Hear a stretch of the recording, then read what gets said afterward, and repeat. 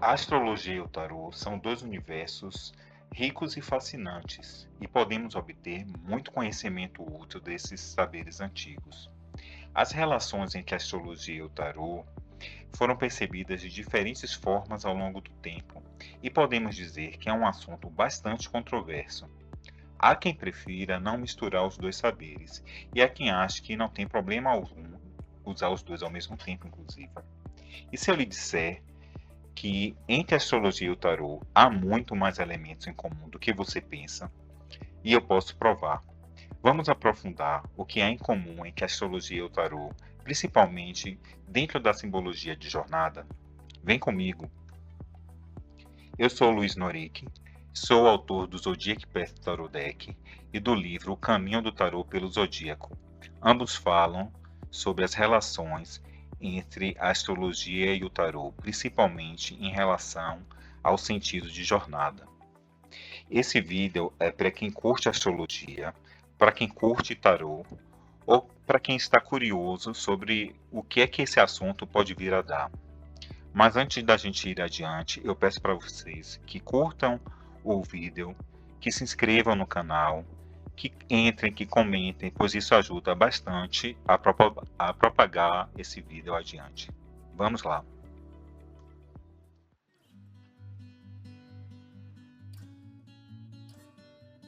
Na astrologia, o que tem a simbologia de jornada?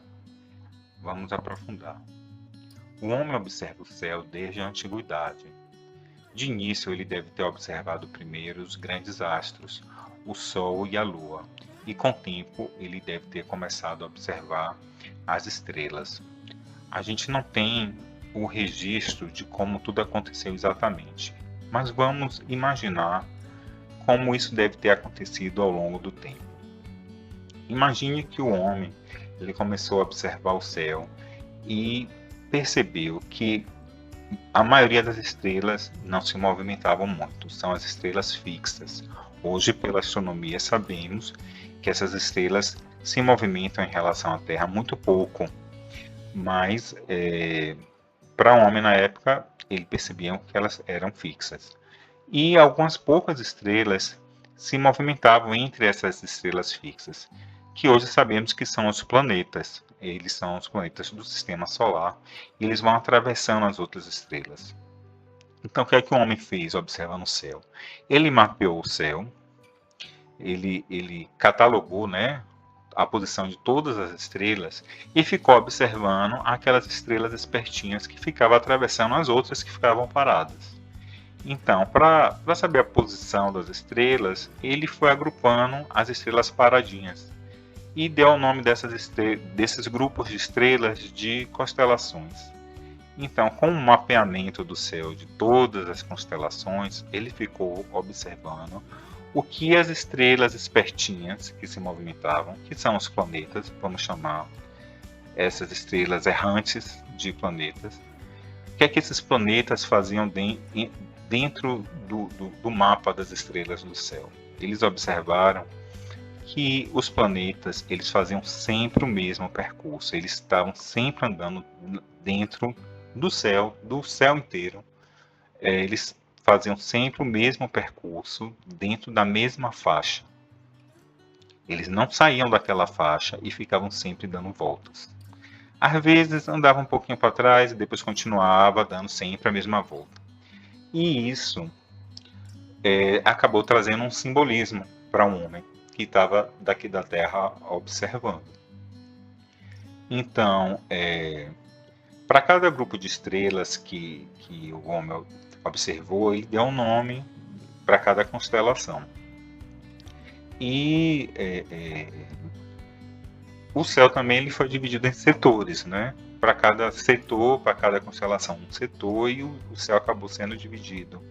Essa faixa, né, de 360 graus foi dividida em 12 setores, para cada setor tinha uma constelação, e foi atribuído um simbolismo para cada um desses 12 setores. E aí foi criado o zodíaco. Esse zodíaco passou a ser o percurso, o caminho que esses planetas, que seriam as estrelas errantes, percorriam, né? Essas estrelas faziam sempre o mesmo percurso. Qual foi o simbolismo que o homem trouxe para isso. O homem ficou observando no céu, ao longo do tempo, o que é que acontecia na Terra enquanto os planetas estavam fazendo seu percurso no céu. E ele foi fazendo associações. Então, com o tempo, ele foi atribuindo simbolismo.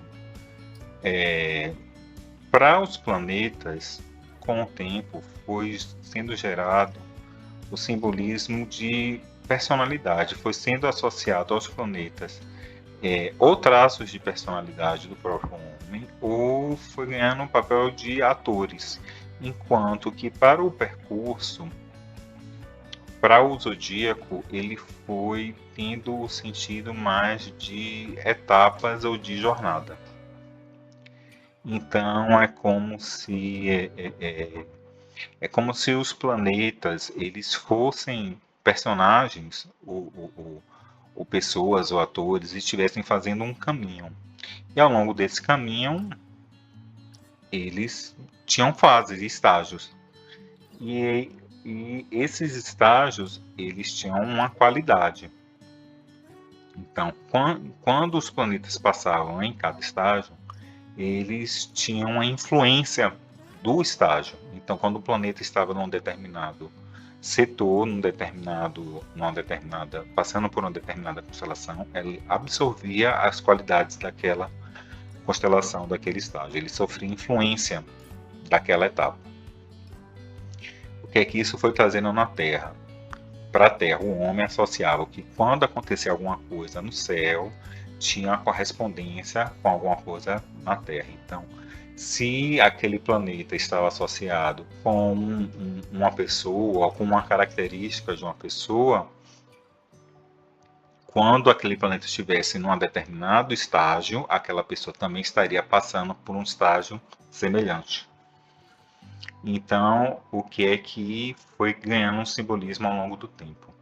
É que os planetas ficaram sendo associados às pessoas ou a traços de personalidade das pessoas e o trajeto, o zodíaco ficou ganhando o simbolismo de fases de um percurso, fases de um ciclo, fases de uma jornada.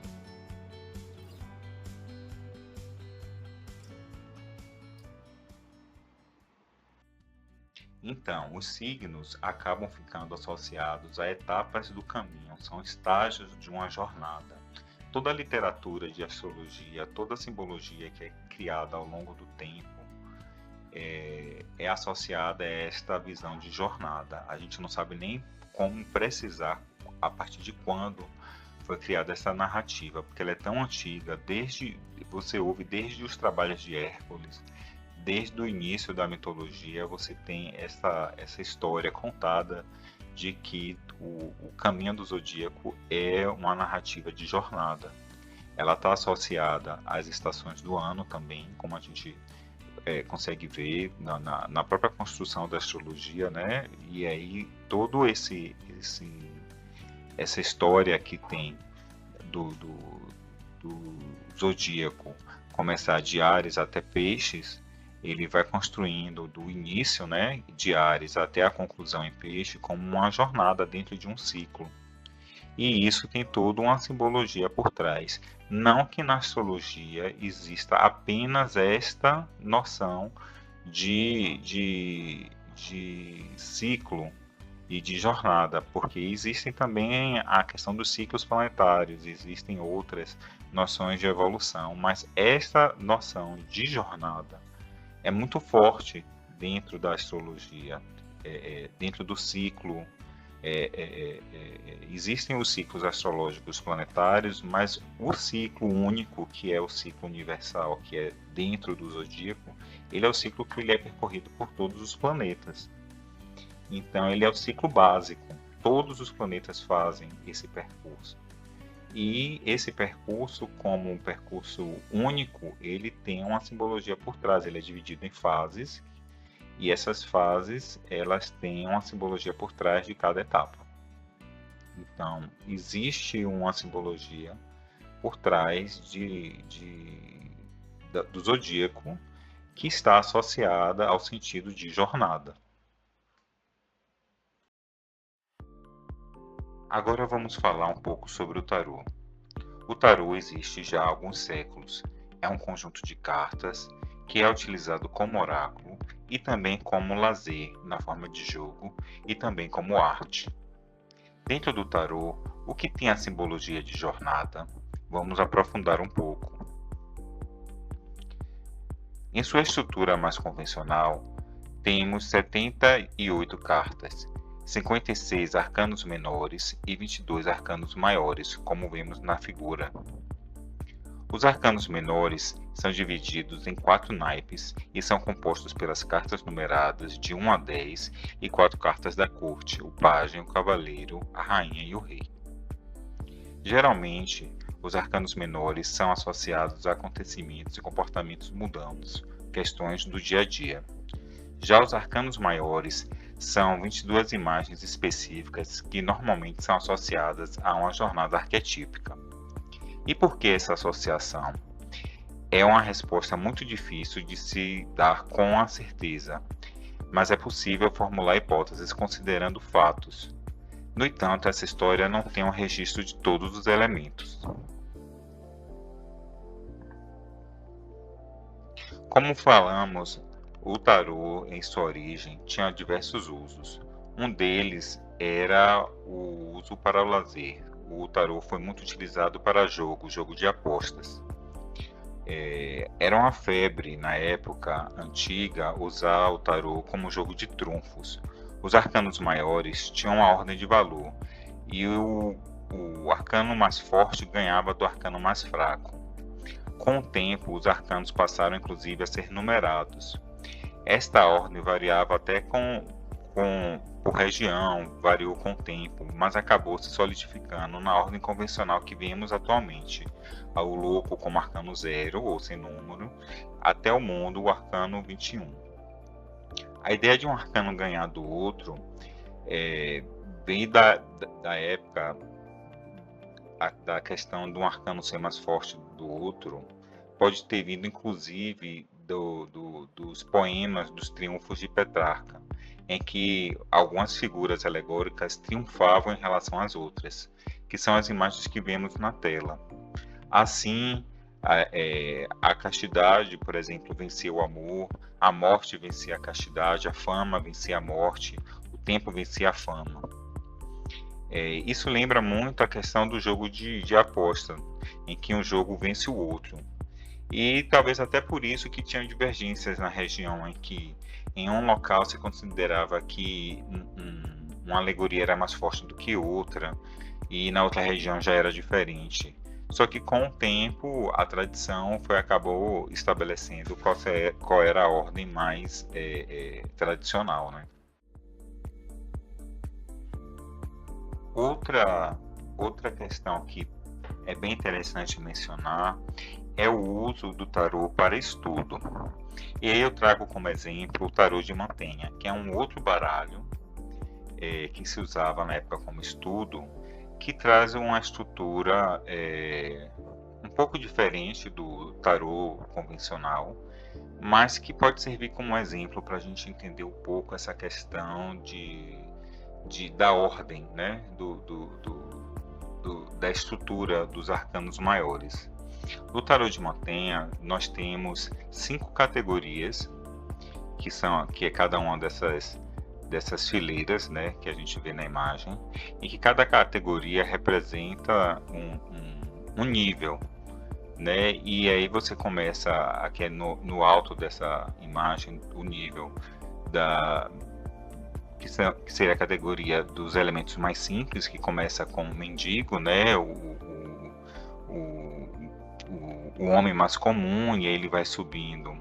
A cada item que vai passando na categoria, ele vai subindo de nível, né? Ele vai passando do mendigo para o homem mais comum, para o rei, que aí depois vai passando para um papa, e aí ele ia mostrando na época como ia do elemento mais comum que existia na sociedade, para depois indo para as coisas superiores, que seriam as disciplinas humanas, como por exemplo a matemática, a música, a geometria, e depois vinham as musas, as inspirações, e depois vinham os deuses, e aí na última categoria viriam os astros, até chegar na causa suprema, na divindade, até chegar no Deus, né? Na coisa mais elevada.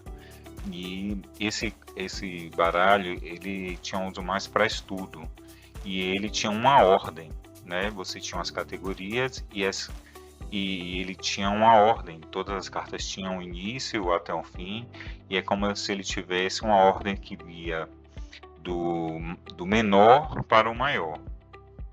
E de uma forma semelhante, os arcanos maiores do tarô, eles também estavam posicionados em uma determinada ordem. E isso traz uma ideia de uma escada evolutiva.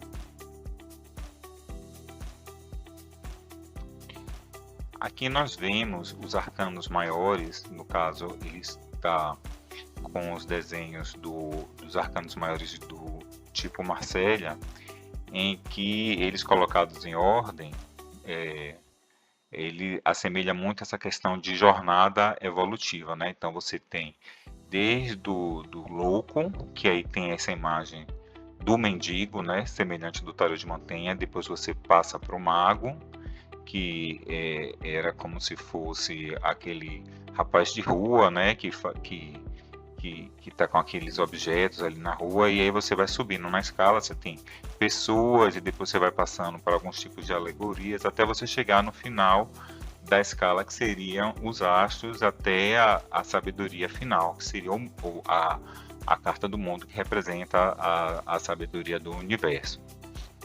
Então,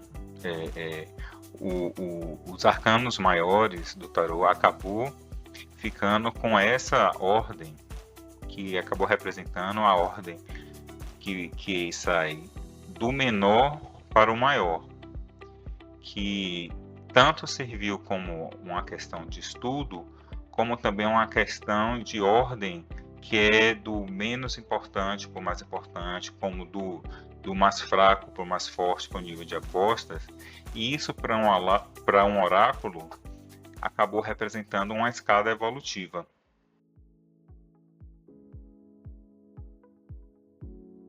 Então, quando a gente observa ao mesmo tempo o tarô e a astrologia, a gente acaba verificando que em ambos nós temos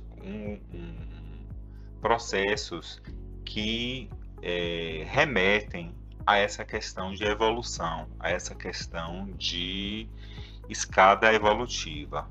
No tarô, a gente tem os arcanos maiores, que tem uma sequência, né, que tem uma gradação que remete a essa evolução, e na astrologia a gente tem o zodíaco, que fala de um ciclo, que também remete a essa ideia de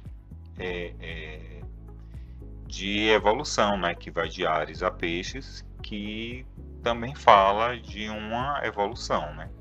Então, todos os dois oráculos, apesar de suas especificidades e de terem todos os seus saberes intrínsecos próprios e suas formas de atuar diferenciadas, eles têm essa ideia embutida neles de evolução.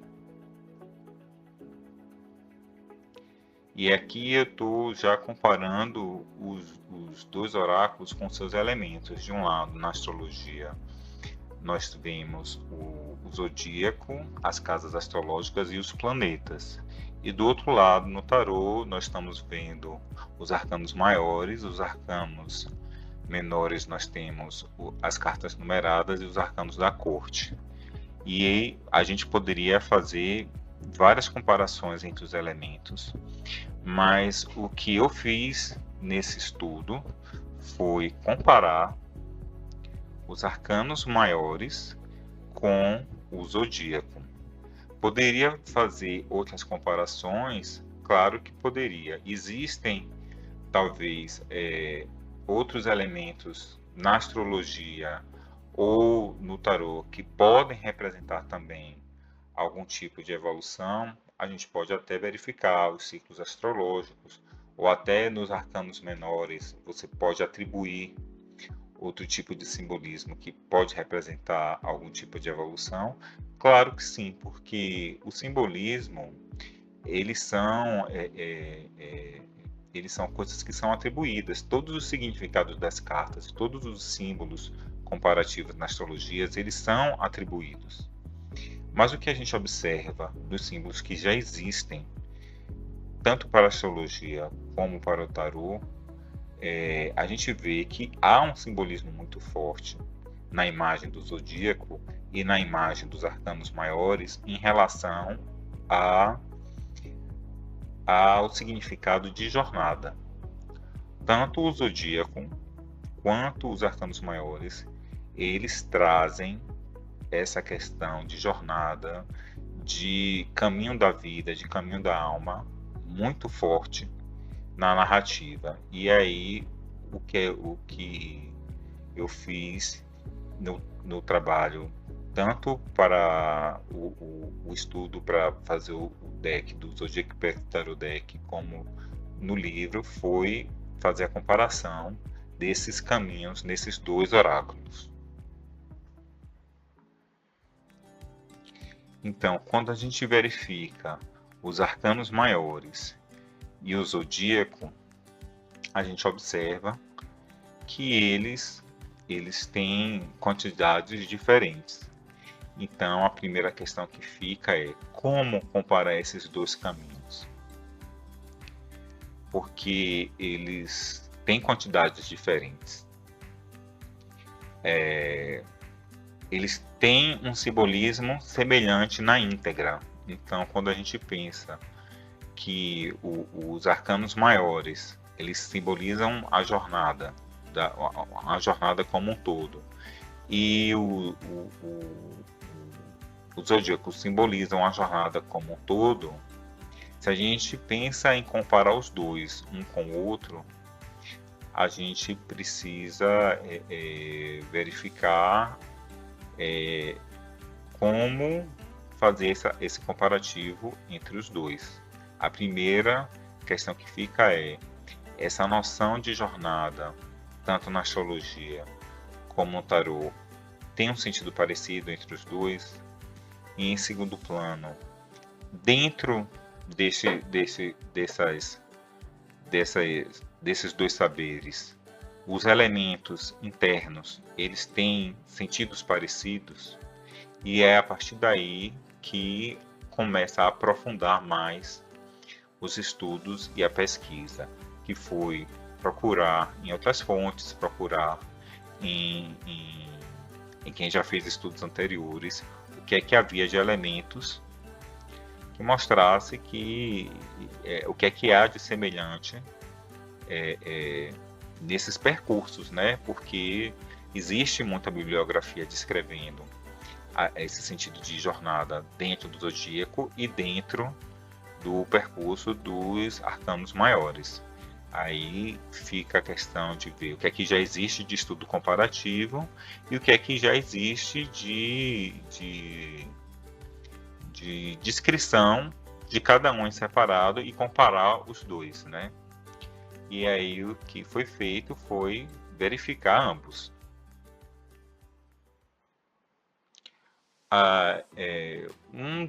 Uma das literaturas que mais chamou a atenção foi o livro Astrologia e Tarô, de Beatriz Liberato e Alejandro Lodi. Eles são da Argentina.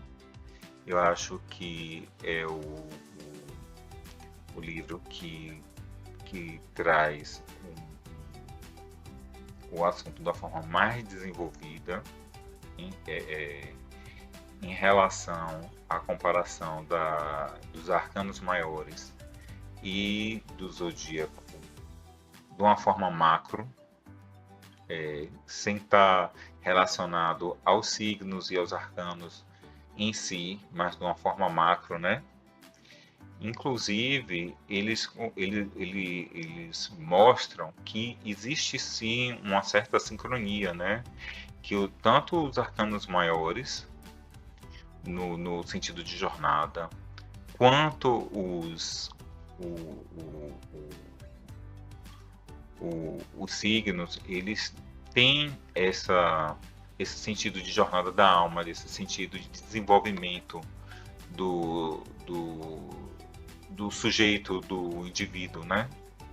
Desenvolvimento do eu, do indivíduo, em relação a quando você faz um comparativo, uma associação em relação à pessoa do seu nascimento até o final da sua vida, ele traça esse paralelo, né?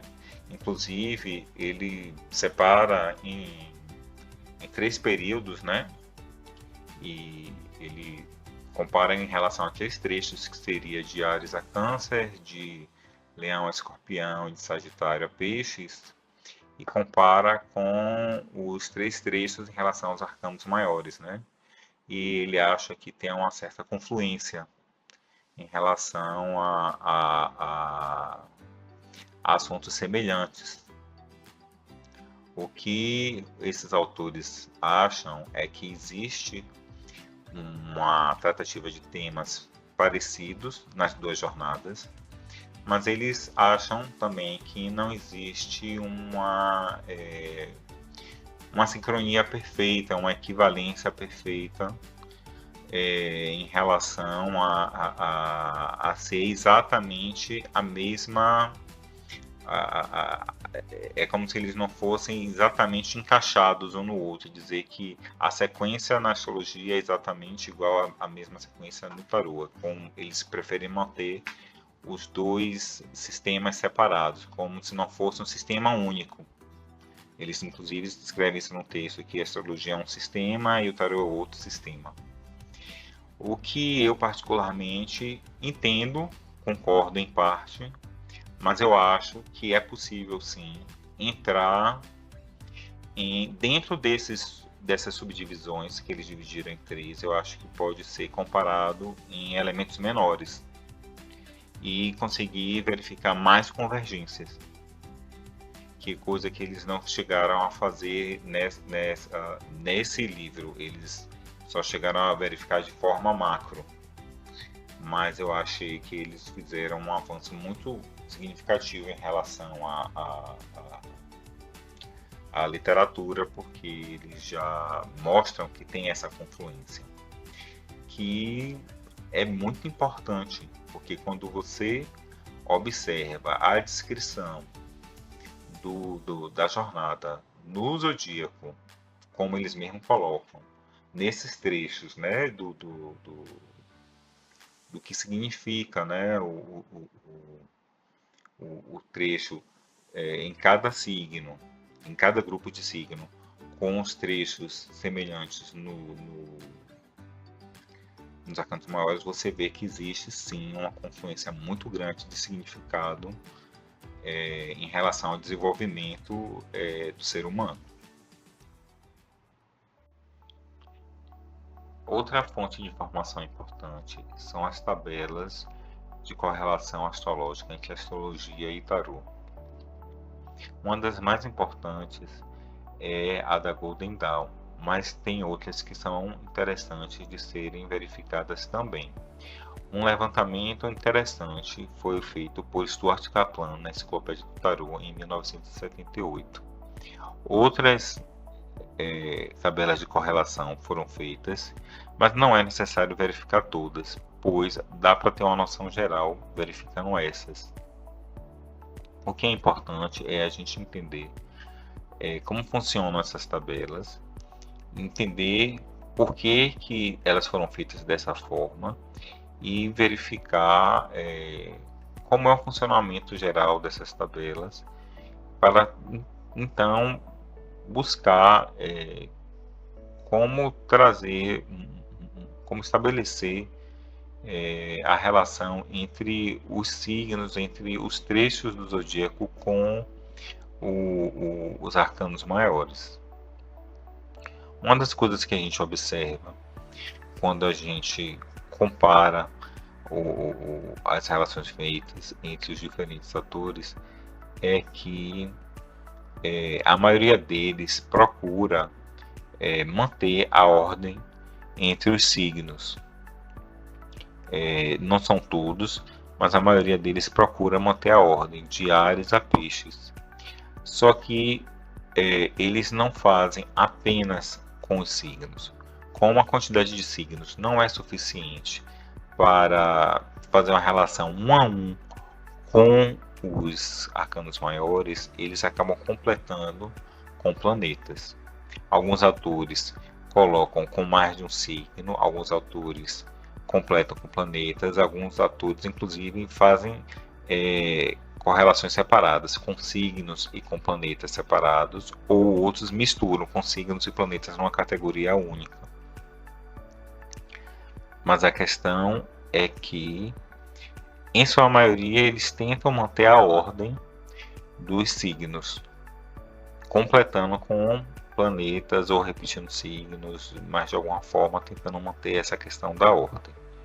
O que é uma informação interessante, já que tanto a ordem dos arcanos maiores quanto a ordem dos signos, eles têm uma simbologia importante nos seus oráculos de origem, pois representam a ordem evolutiva. Aqui é a continuação da tabela da Enciclopédia do Tarô, em que a gente vê, por exemplo, que alguns autores eles separam as suas categorias de planeta e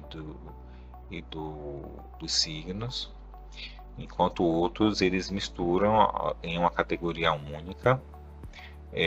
Alguns ainda procuram manter a ordem dos signos, outros nem tanto, mas predomina ainda a questão de tentar manter a ordem dos signos.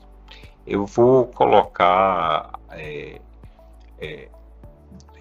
eu vou lançar duas dessas tabelas como exemplo, né? Esse aqui que está lançado é o famoso sistema da Golden Dawn, que seria do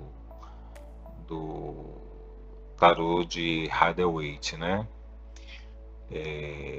No caso, só os signos e os arcanos maiores. Eles não estão associados a todos os arcanos maiores aos signos. Alguns são associados a planetas, mas eles mantêm a ordem, né? Eles começam a partir do arcano 4 em Áries e vão seguindo a ordem do arcano 4 ao 9. Aí pula o arcano 10, segue no 11, pula o 12, segue no arcano 13, 14 e 15, pula o 16, segue no 17 e termina no 18. E aí eles seguem os 12 signos do zodíaco, tenta manter a ordem e completa os outros arcanos com planetas. Então, assim, existe uma tentativa de manter, né, a ordem dos signos em comparação com a ordem dos arcanos maiores, que eu acho que faz um certo sentido em relação à escala evolutiva dos dois oráculos, e eu acho que tem obviamente outros elementos que eles levam em consideração no sistema deles, porque eles utilizam outros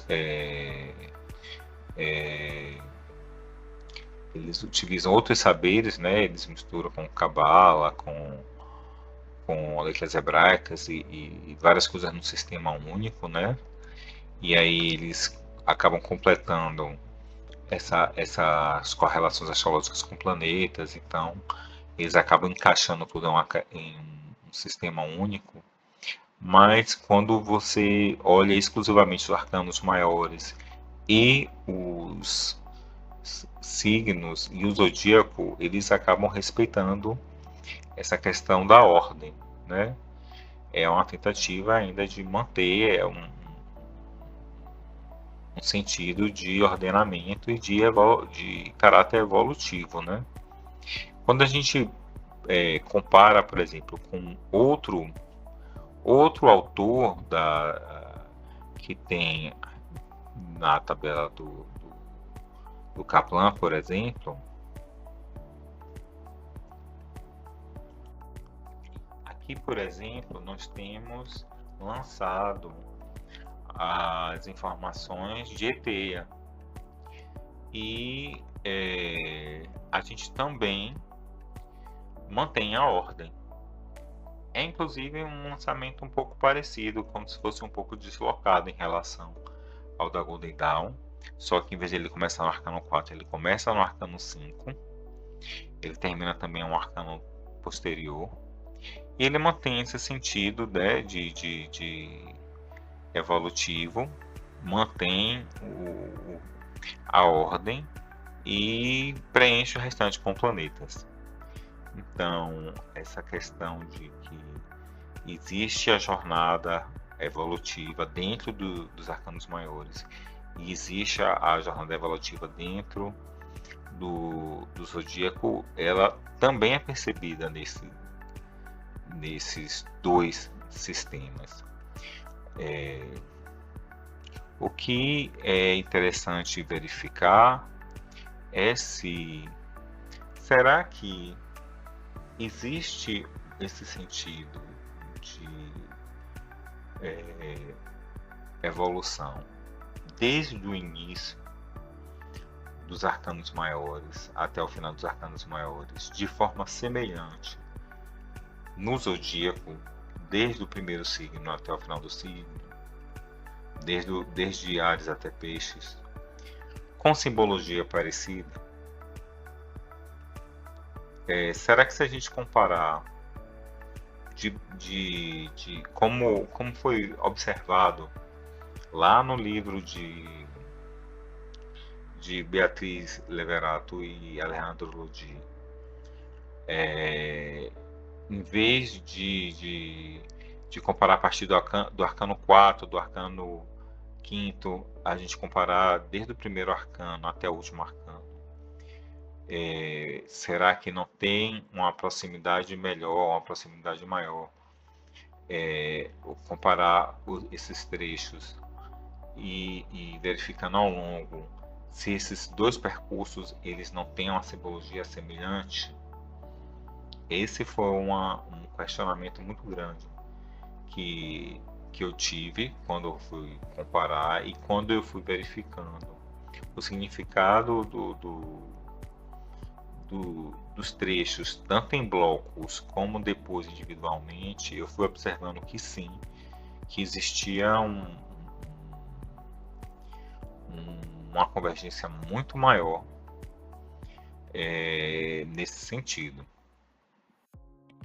Então, nessa busca por semelhanças e por relações entre a astrologia e o tarô, a gente está à procura de convergências, de elementos em comuns. A gente está à procura do que existe de relação real entre a simbologia do tarô e da astrologia. Então, a preocupação maior é ver o que é que tem em comum do que simplesmente fazer um sistema para que tenha um quebra-cabeça ou um encaixe de todos os elementos. Então, a preocupação muito grande desse estudo, dessa pesquisa, é maior com a qualidade das comparações do que você fechar uma estrutura. Então, uma preocupação muito grande foi estar mais preocupado com a coerência das comparações e com o sentido das comparações do que com você fechar um quebra-cabeça. uma das coisas que ficou um pouco clara, principalmente quando a gente olha as tabelas, é que você acaba tendo que fechar uma quantidade, né? Você tem uma quantidade de signos, uma quantidade de arcanos maiores e acaba tendo que fechar de alguma forma. E eu acho que a preocupação desse estudo não é você encaixar, e sim você procurar observar o que há em comum. E aí, antes de começar a, a, a entrar no detalhe, de entrar na comparação direta de elementos da astrologia e do tarô, de elementos dos arcanos maiores e do zodíaco, foi necessário estabelecer alguns critérios, né? Algumas diretrizes para que a gente não entrasse nessa questão, nessa esparrela, né? De você cair nesse erro, né? De você estar encaixando ou empurrando um sentido ou criando uma desconexão ou criando um elemento que pode ser uma incoerência no futuro. A primeira questão que foi necessário estabelecer é o que seria essa questão de relação, correlação, correspondência. A gente percebe que isso é uma questão que de termo, né, de definição, que é necessário estabelecer desde o início. É muito utilizado o termo correlação, né, que inclusive eu acho que tem que ter muito cuidado, porque correlação significa que é relação nos dois sentidos, né? Quando você fala correlação de astrologia e tarô, significa que é uma mão dupla, né? Então, se aquilo no tarô é relacionado à astrologia, também tem que ser relacionado para a astrologia ao tarô, né? Porque o prefixo co significa que é nos dois sentidos, né? Então, seria talvez até mais sincero colocar como uma relação do que uma correlação em alguns casos, mas é muito comum a gente ouvir escrito o termo correlação, ou seria mais adequado utilizar termos como semelhança ou como elementos em comum, do que do que termos mais fortes como correspondência ou equivalência. A gente não pode cair na tentação de achar, por exemplo, que um signo corresponde ou equivale a um arcano, porque realmente são construções simbólicas de saberes diferentes, então ele não é exatamente a mesma coisa. Então, uma alternativa que a gente imaginou foi imaginar dois conjuntos de saberes, dois conjuntos simbólicos que em algum momento eles têm alguns elementos em comum. Eles convergem em alguns símbolos, em algumas imagens, em algum sentido. Então, eu preferi pensar em alguma coisa, alguma coisa no sentido de convergência simbólica. Tanto é que nos textos que eu utilizei, tanto no tarô, no Zodiac Path Tarot Deck, como no livro, os textos que eu utilizei foi o que há em comum, ou então o que é que converge, e nunca eu usei termos como corresponde ou equivale, porque eu acho que na prática você tem alguns elementos em comum, você tem alguns símbolos que convergem, não é que ele é completamente igual, entende? Então, por exemplo, se você tem um arcano e um trecho do zodíaco que eles tem alguns elementos comuns, eles convergem em algum simbolismo, não quer dizer que eles são totalmente iguais, eles têm uma convergência de ideias. Então, acho que é mais adequado pensar num termo como convergência simbólica do que um termo como correspondência. Correlação, ele pode até se pensar mais no sentido de se ele for mão dupla, né? Se ele for, se você puder relacionar aquela imagem, aquela convergência, tanto para um lado como para o outro. Se ele for só de um lado para o outro, ele seria, a meu ver, uma relação, né? Mas é muito comum se usar o termo realmente correlação. Então, na construção da comparação de tudo o percurso, toda a jornada dos arcanos maiores e do zodíaco dos signos, qual foi o objetivo? Foi verificar se existiam convergências simbólicas em relação aos arcanos e aos signos e a trechos dos signos. Mas, como a gente pode observar, não dá para fazer um a um, né? Um arcano, um signo, porque a quantidade não é a mesma. Mas a gente pode pensar em fazer em grupos ou em trechos. E aí a gente chega numa segunda questão, que é como é que a gente vai fazer esse agrupamento ou como é que a gente vai fazer esse alinhamento, né? Eu chamei de alinhamento, que é que arcanos e que signos estariam correlacionados, né? Por exemplo, se eu chego aqui no meio do caminho, esse signo ele está mais relacionado a um arcano ou ao outro? Como é que está esse alinhamento? Porque se você voltar nas tabelas anteriores, algumas correlacionam um arcano a um signo e outras correlacionam a outro, que estão no meio do caminho. Então, o que é que vai definir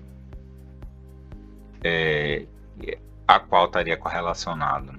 Eu acho que a questão-chave seria verificar a convergência simbólica, né? Se existe um simbolismo que faz sentido entre o arcano e o trecho do zodíaco, eu acho que isso pesa bastante. Mas além disso, eu acho que a gente tem que verificar também a disposição e a ordem. Então, o que é que eu fiz ao longo da pesquisa? Verificar como é que estão agrupados os arcanos maiores e os signos na sua própria estrutura interna e em relação a diferentes autores. Dentro do tarô é muito comum essa divisão, por exemplo, de 3 grupos, né? Você considera normalmente o louco como um arcano à parte. É muito comum considerar o louco como um arcano à parte, né? E alguns autores consideram o louco como arcano à parte e o mundo também como arcano à parte. Mas essa divisão de 3 grupos de 7 arcanos, ela é muito comum, né? E cada trecho está associado a uma fase, né, de desenvolvimento. E isso encaixa bem com fases de desenvolvimento do zodíaco. Mas além dessa divisão, existem outras, né? Então, continuando a pesquisa, eu também achei outros autores com outras disposições.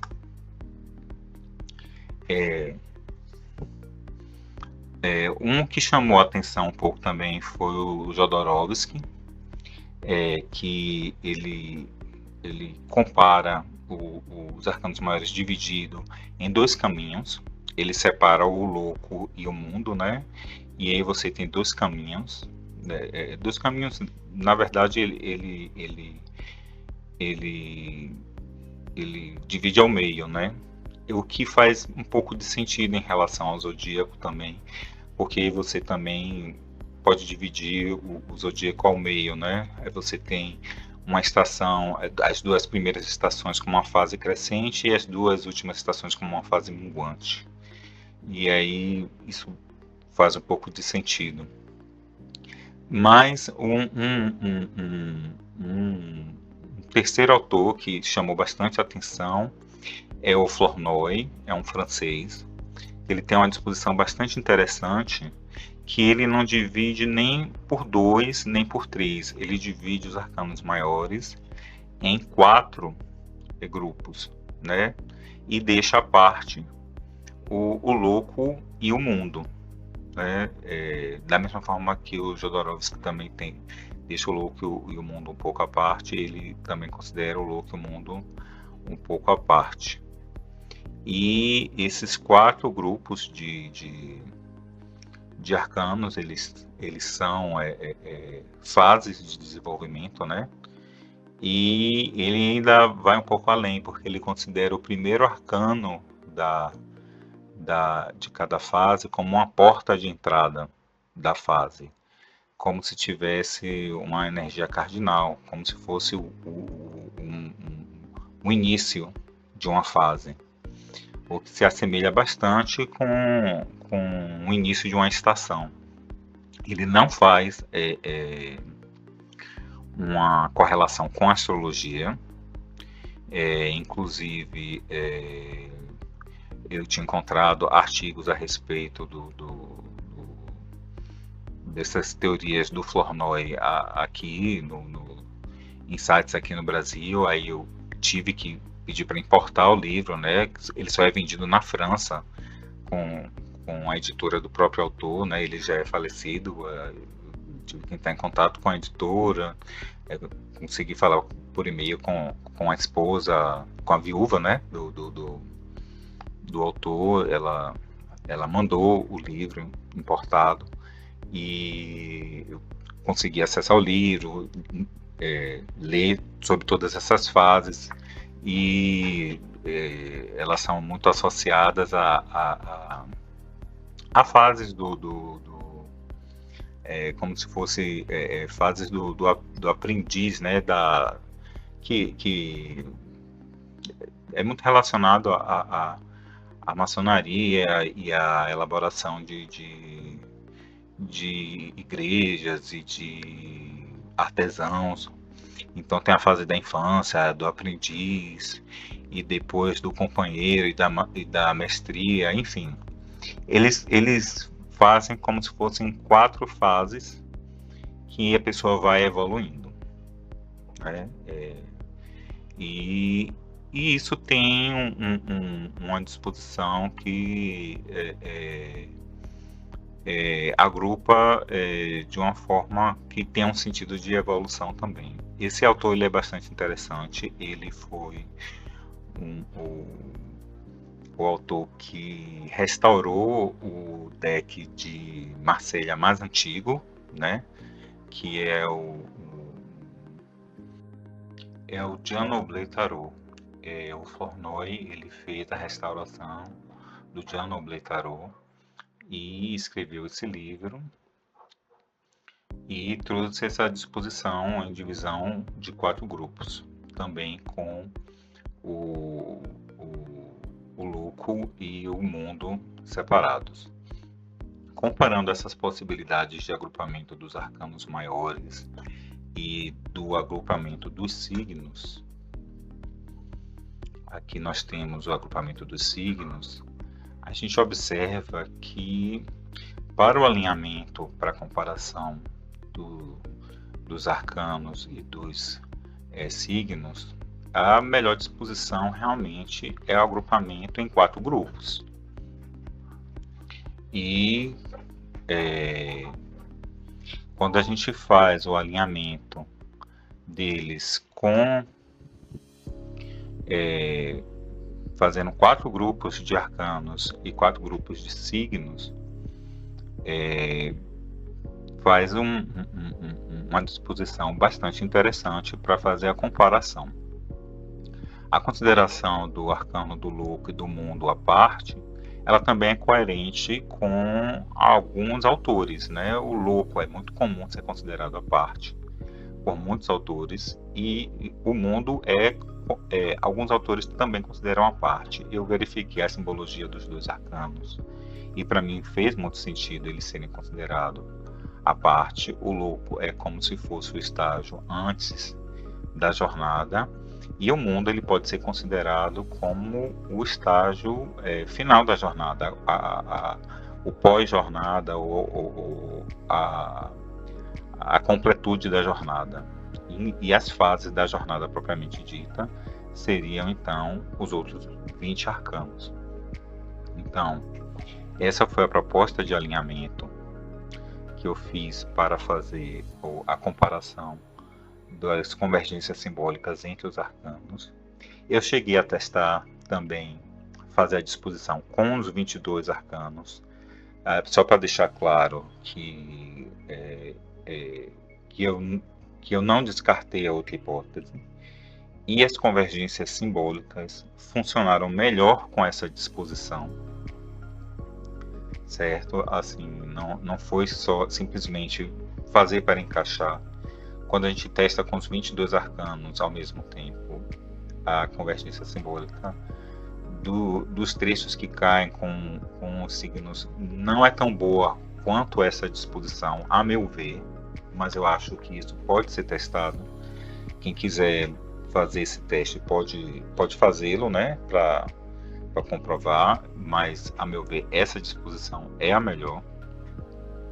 E o que eu tive como critérios para esse alinhamento foi ao comparar a jornada dentro do tarô e dentro da astrologia, eu considerei toda a sequência dos arcanos maiores e dos menores, deixando o louco e o mundo à parte, mantendo a ordem, não misturando com elementos de outra categoria, e então verificando a coerência e a convergência simbólica entre os arcanos e os signos, e trechos, no caso, trechos do zodíaco. E aí a gente já começa a perceber que não há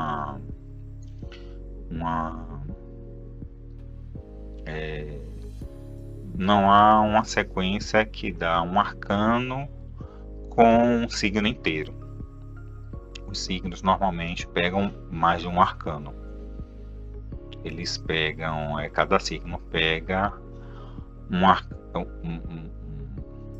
dois ou três arcanos. Então você vai ter arcanos que pegam um trecho de signo e arcanos que pegam transição de signos. O que pode parecer um pouco estranho à primeira vista, mas que quando a gente vai verificar a convergência simbólica fez muito sentido, porque tem muitos arcanos que falam de polaridade. E essas polaridades encaixaram muito bem exatamente com esses arcanos, a parte da convergência simbólica. E aí a gente pode ver isso em alguns exemplos.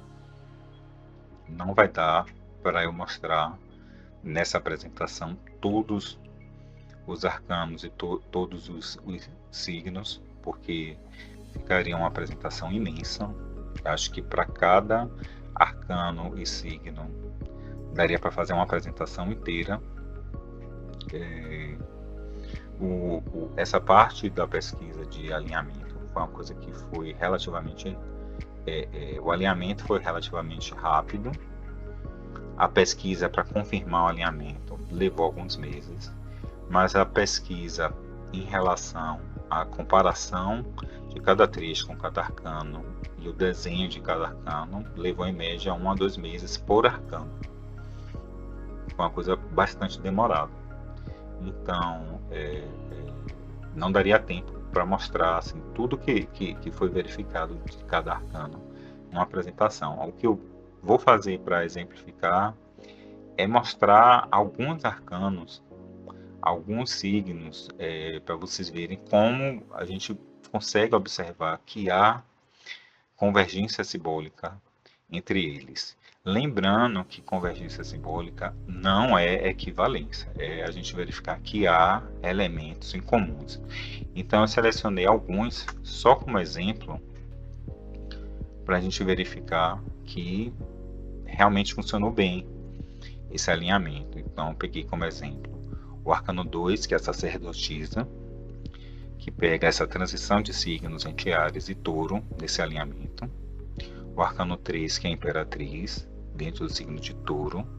Do lado oposto, o arcano 13, que é a morte, que é com o signo de Escorpião. E o arcano 14, a temperança, que pega a transição de Escorpião para Sagitário. Seriam apenas alguns exemplos de como eu verifiquei essa questão de convergência simbólica, para vocês entenderem mais ou menos o trabalho que eu fiz. Então, aqui é o primeiro exemplo, né? Que é o desenho que eu fiz para a sacerdotisa, certo? Ela está na transição de Áries para Touro, certo? E normalmente a sacerdotisa, ela tem atrás dela dois pilares, né? Um que representa a energia Yin e outro que representa a energia Yang. E o que é que a gente vai verificar? Se a sacerdotisa tem convergência simbólica com esse trecho do zodíaco, que é a transição de Áries para Touro. O que é que tem na transição de Áries para Touro? A gente tem a saída de uma energia Yin, Yang, que é Áries, que é a energia, você pode até pensar como a energia, uma das mais Yangs que tem no zodíaco, para a energia de Touro, que é a energia mais Yin que tem no zodíaco. E o que acontece quando você sai de Áries para Touro? Você tem todo um refreamento, você sai da energia mais Yang para a energia mais Yin. Então é como se você tivesse um movimento de introversão. É como se vocês viessem naquele todo empolgamento, toda energia Yang no máximo, e de repente você refreasse e voltasse para dentro, para o Yin. Então, se você parar para observar, existe uma convergência de sentido entre a transição de signo de Áries para Touro, para o sentido que há na sacerdotisa, que é esse sentido de introversão. Vamos agora ver um segundo exemplo. Eu peguei o segundo exemplo, que é a imperatriz. A imperatriz, em alguns modelos, inclusive, ela é associada a planeta. No caso, eu não faço associação a planetas, eu faço associação somente a signos. A imperatriz está associada ao signo de Touro. O que é que a imperatriz representa? Normalmente ela representa a criação, a fertilidade, o desenvolvimento, o cuidar. E o que é que o símbolo de Touro representa? Representa também a fertilidade, o desenvolvimento. Touro é a fase fixa do elemento terra, que é você fixar a matéria. É nesse momento, que seria o auge da primavera, em que você tem mais abundância.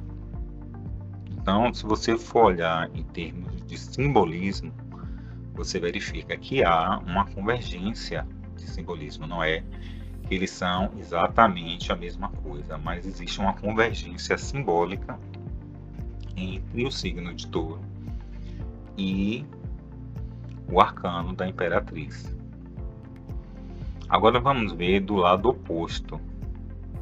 Quando a gente olha no zodíaco, do lado oposto de Touro, a gente tem Escorpião. No lado oposto de Escorpião, no sentido oposto de Touro, o Escorpião ele tem o sentido de eliminação, enquanto o Touro tem um sentido de você de você acumular. Escorpião ele pode ter esse sentido de eliminação também, oposto a Touro. Enquanto a Morte, ela também tem esse sentido de você eliminar. No caso do desenho que eu fiz, eu coloquei até uma imagem semelhante da Imperatriz, fazendo o papel da Morte, em que representa a própria pessoa fazendo o papel da Morte, em que ela faz o papel que está eliminando coisas antigas, entendeu? Então, assim, o arcano da Morte ele representa uma época de transformação, uma época de que você dá fim a coisas antigas do passado, e isso também é representado um pouco pelo signo de Escorpião. Então há uma convergência simbólica entre o signo de Escorpião e o signo da Morte. Então, pelo alinhamento, faz sentido. O signo de Escorpião está relacionado ao arcano 13. Agora vamos ver o próximo exemplo. Aqui já estamos no arcano da Temperança. Pelo alinhamento, ele cai na transição do signo de Escorpião para o signo de Sagitário. O que acontece no zodíaco quando você sai de Escorpião e vai para Sagitário? Você sai de uma fase de transformação, de uma fase fria, e vai para uma fase quente. Vai para uma fase em que você começa uma fase de expansão. E o que acontece na Temperança? A Temperança, você tem a simbologia que você tem uma polaridade, né? Então você já chama a atenção que é um arcano que fala de polaridade. Inclusive, é bem interessante que no alinhamento, alguns arcanos que falam de polaridade, como a estrela, o carro, a sacerdotisa, também caem em transição de signos. E da mesma forma a Temperança, né? A Temperança, você tem, ele está misturando a água de 2 jarros. E aí é como se ele tivesse um jarro, por exemplo, temperando a água, né? Um jarro com água quente e outro com água fria. Você tem um signo quente e um signo frio. Então é um pé na água, um pé na terra. Então você está o tempo todo falando de polaridades. E a Temperança tem essa simbologia de equilibrar, de você tá fazendo um equilíbrio, ou também uma simbologia de recuperação, que é o que acontece um pouco nessa fase do zodíaco. Quando você sai de Escorpião para Sagitário, você sai de um período de transformação para um período de recuperação, que você ganha um pouco de fôlego, e a Temperança tem esse simbolismo. Então, se você observar, existe uma convergência simbólica, e a gente, em todos esses casos, a gente está falando de uma convergência simbólica no nível macro, não é uma convergência simbólica de um detalhe desses elementos. A gente está falando de convergência simbólica do sentido principal desses trechos do zodíaco e desses arcanos. E aí, dessa forma, isso foi feito para todos os arcanos e para todos os trechos do zodíaco. E aí eu estou apresentando, de uma forma geral, os desenhos que foram feitos para todos os arcanos e a disposição deles em relação aos signos. Aí estão os desenhos dos arcanos maiores e dos signos do Zodiac Path Tarot Deck. Além deles, tem também o desenho dos arcanos menores, que não é o objetivo dessa apresentação. Ao lado, à parte, nós temos o arcano do louco e o arcano do mundo. Mas o que foi feito em cada par, arcano e trecho do zodíaco foi verificar se havia convergência simbólica entre o arcano e o trecho do zodíaco. E como é que isso foi feito? Observando a literatura do que se fala no trecho do zodíaco, considerando, por exemplo, o trecho do zodíaco é o que? Ele é cardinal, ele é fixo, ele é mutável, de que elemento? E observando essas características existem no arcano, o que é considerado sobre o arcano ao longo do tempo. Aí foi verificado os significados do arcano para diferentes autores ao longo da história, de diferentes livros, de diferentes vídeos, e com isso foi feito como aquela imagem, né, dos círculos, vendo o que é que tinha em comum em relação a essas duas simbologias. O que havia em comum é o que foi utilizado para fazer os desenhos do Zodiac Path Tarot Deck. A gente fez o desenho dos arcanos ressaltando o que havia em comum na convergência simbólica. Então, a partir daí que surgiram os desenhos dos arcanos do Zodiac Path Tarot Deck. Foi fazer novos desenhos dos arcanos, ressaltando o que havia de convergência simbólica dos trechos do zodíaco com os arcanos maiores. Aqui a gente vê ampliado, né, as quatro estações, né? Aqui a gente vê as duas primeiras, que seria a primavera e o verão.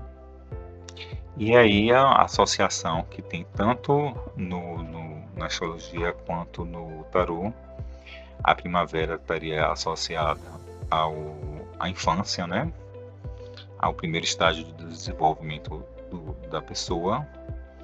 O verão estaria associado ao desenvolvimento seguinte, né? À juventude, né? Um pouco de desenvolvimento do ser. E aí eu não vou entrar em detalhes de cada trecho, mas no livro tem um pouco mais a respeito. No livro O Caminho do Zodíaco pelo Tarô, né? E fala um pouco também no deck. Em seguida, à direita a gente vê o outono, né? E aí é uma fase já de amadurecimento, né? E que segue da justiça até o diabo, né? Que vai de Libra até Sagitário e termina com a última fase, que seria já da maturidade, né, até o envelhecimento, e que corresponde também à fase de transcendência, né, que vai da torre até o julgamento, e corresponde de Capricórnio a Peixes.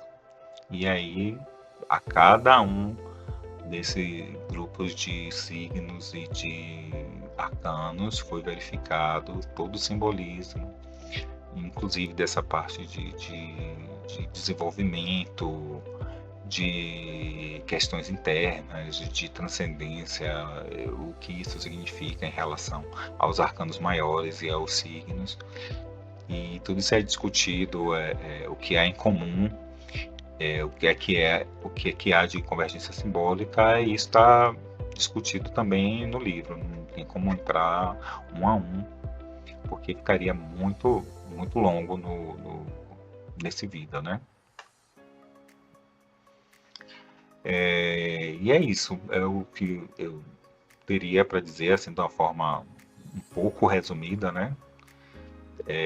A proposta era mostrar um pouco que existem relações mais profundas entre a astrologia e o tarô, e que todos os dois falam de uma evolução, de um caminho, de uma jornada, né? Os dois falam disso de uma forma muito profunda pelos arcanos maiores e pelo zodíaco. Dá para comparar os dois de uma forma muito interessante. Eles têm muitos elementos comuns entre esse caminho. Esse material vocês podem ver disponíveis no site, tem alguns materiais legais também no Instagram. Eu peço para vocês que curtam aqui no YouTube, que comentem também o que é que vocês acharam legal. Se vocês tiverem dúvida, podem comentar aqui. Curtir ajuda bastante, né, na divulgação aqui no YouTube. E é isso. Qualquer coisa podem entrar em contato nas redes sociais. Um abraço.